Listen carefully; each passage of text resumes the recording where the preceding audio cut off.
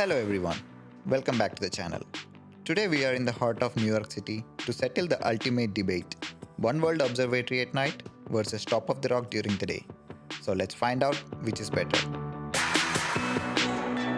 One has the most insane technology I have ever seen and the other has the most iconic photo spot in the world.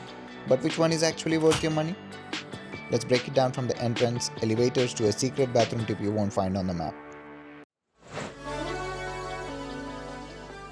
We are starting downtown at the World Trade Center. If you take the path from Jersey or just the subway, you will walk right through the Oculus. It looks like a giant white ribcage, and it's honestly one of the coolest things you can see for free in New York, before you can even start the tour.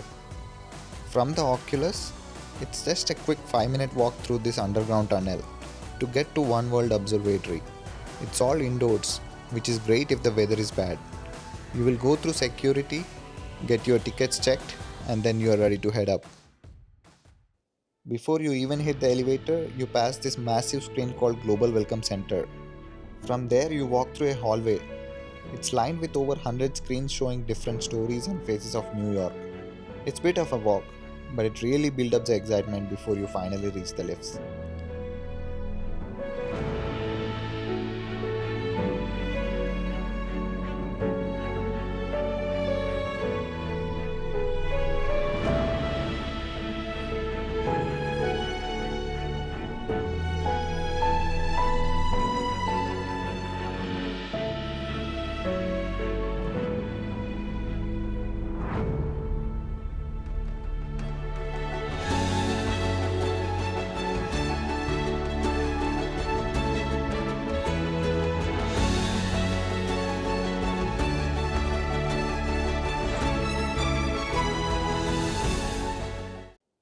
Now, once you're inside, the show really starts. This elevator is crazy. Instead of windows, the walls are screens that show you how New York City was built over the last 500 years. You hit the 102nd floor in less than a minute.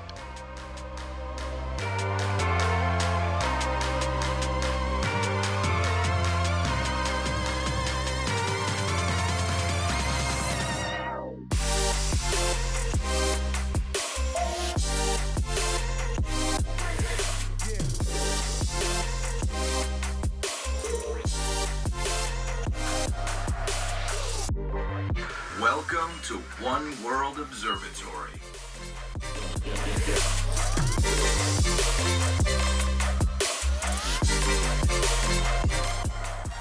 Once the elevator opens, you don't just walk out to the view. They take you into this dark room for a quick 2-minute movie.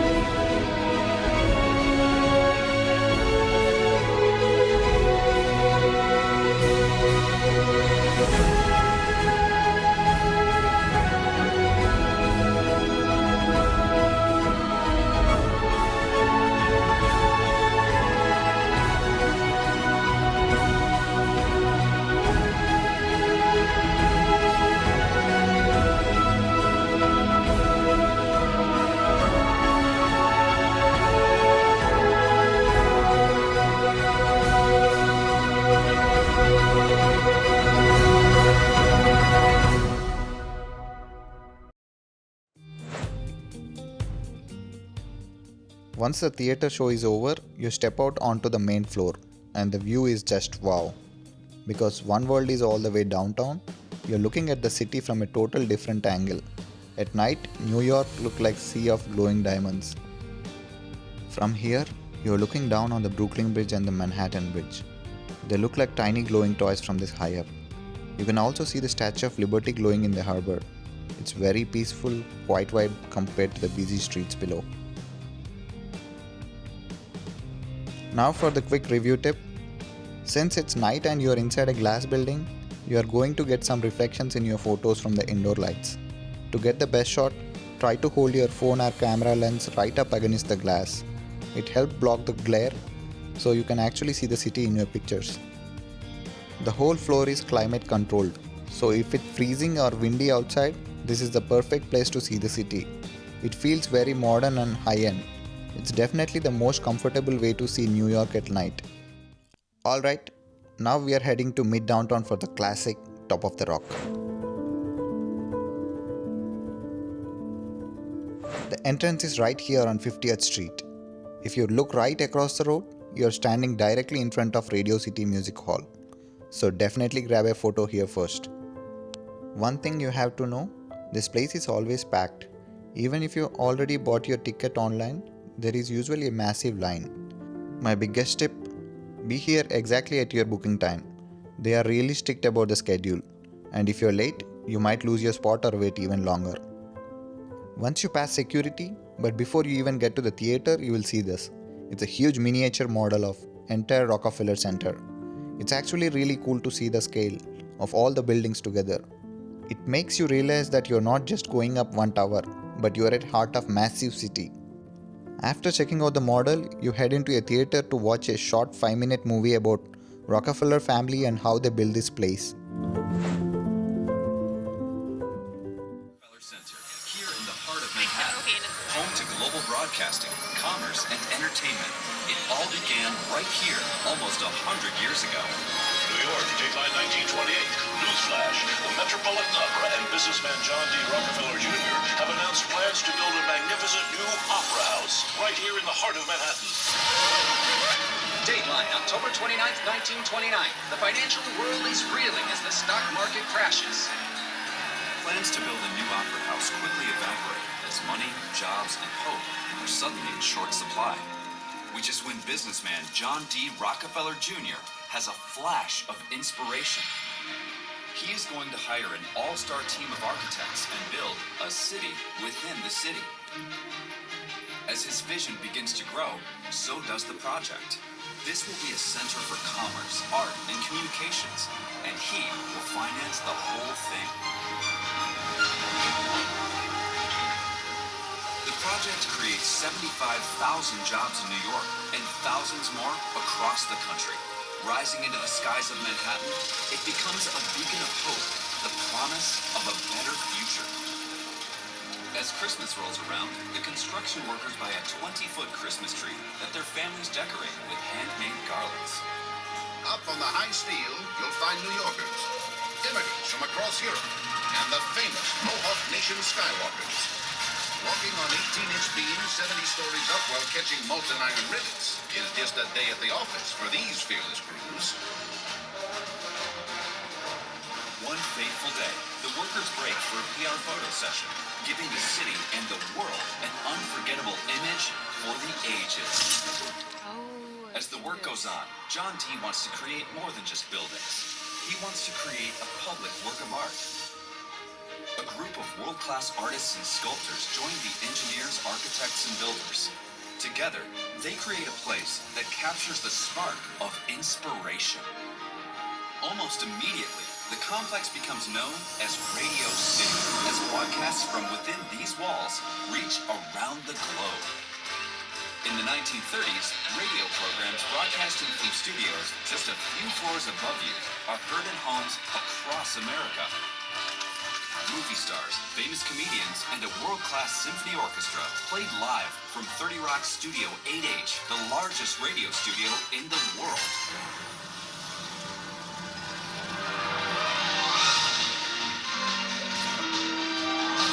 With television, the performers in these studios became welcome guests in our homes. From the time we wake up to late in the evening, they are a part of the family. And every Saturday, America tunes into Studio 8H. Live from New York, it's Saturday night! And high above it all, on the 65th floor, is the legendary Rainbow Room, where New York comes to celebrate. Good evening, and welcome to the Rainbow Room at the top of Rockefeller Center. Here, to step in the door is to feel like a celebrity. As you visit today, you'll feel the energy and the magic that is Rockefeller Center. And trust me, that feeling never goes away.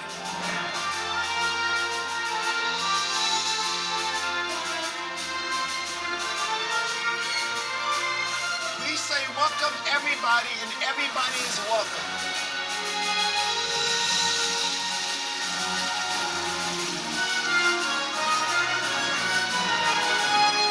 And of course, just like those first construction workers knew, it wouldn't be Christmas at Rockefeller Center without a tree.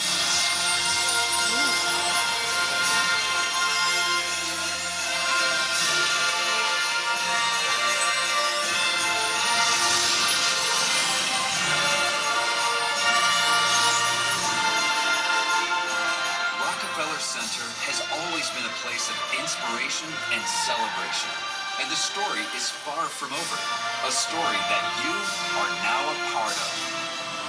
We welcome you to Top of the Rock. Then you hit the elevators. Now let's talk about the view.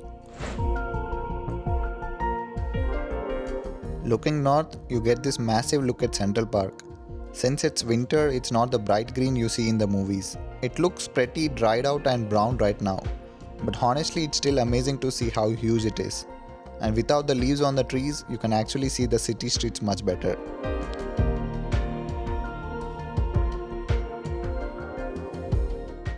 But then you turn around, and this is why you pay the money. You're looking straight at the Empire State Building. It is perfectly centered, and because the winter air is so crisp, the building looks incredibly sharp. This is the ultimate New York postcard shot. The best part about Top of the Rock is that the very top deck has no glass barriers. It's just you and the skyline, which means your photos will be perfectly clear with zero reflections. Just a warning, since it's winter, it's extremely windy and freezing up here. Definitely wrap up warm or you won't last 5 minutes.